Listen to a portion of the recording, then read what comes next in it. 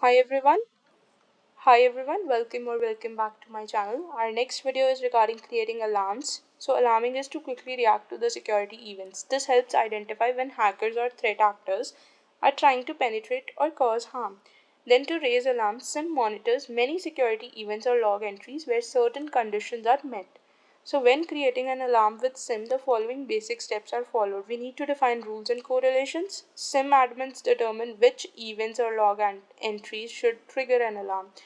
For example, conditions can be defined as a certain number of consecutive failed login attempts, then alerts and notifications. So when an alarm is triggered, a notification is sent, then determine the action to be taken.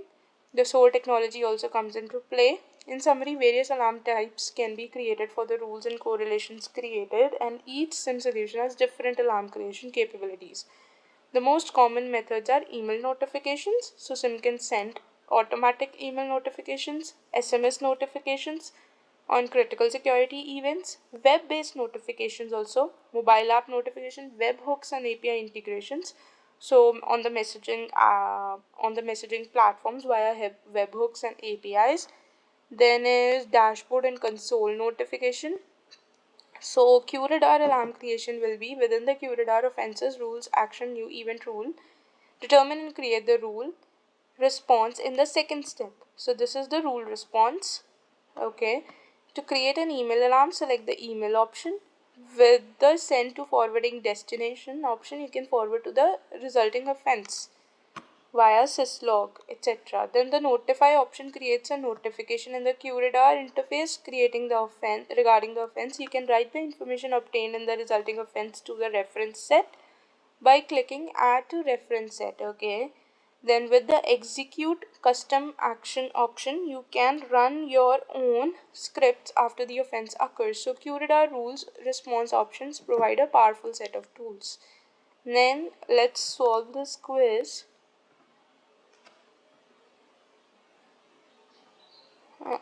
Okay, complete. Then go to the next quiz section.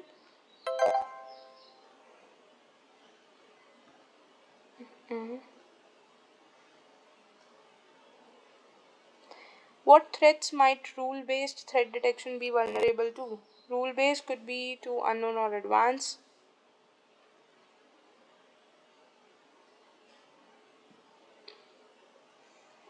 The next is what type of data sources does correlation benefits from multiple data sources?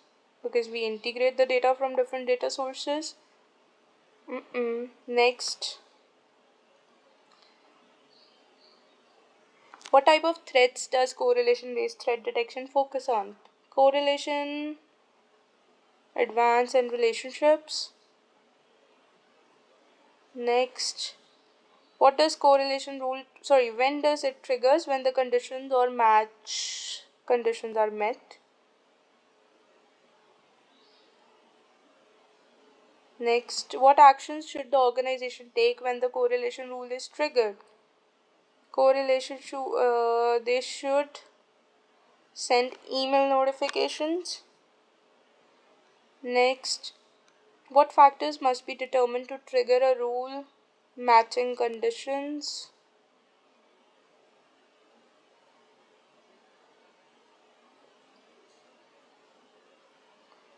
How should QRadar users keep rules and correlations up to date? Constantly reviewing and updating. Next, what is the name of the rule that detects log deletion events?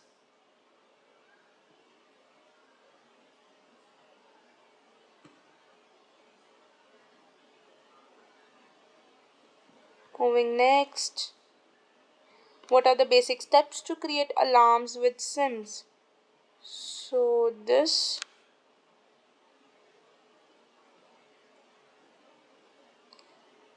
Moving next, for what purpose can a reference set created in QRadar SIEM be used? The created reference can be used in different SIEM rules. Moving next to the last but not the least one, with which option can self-written scripts be run? Self-written script speed run via custom action. That is it for this video. Do subscribe the channel for more such videos. We post videos every day at 1:30 a.m. IST timing. And do like, share and subscribe the channel. Thank you for watching. Bye.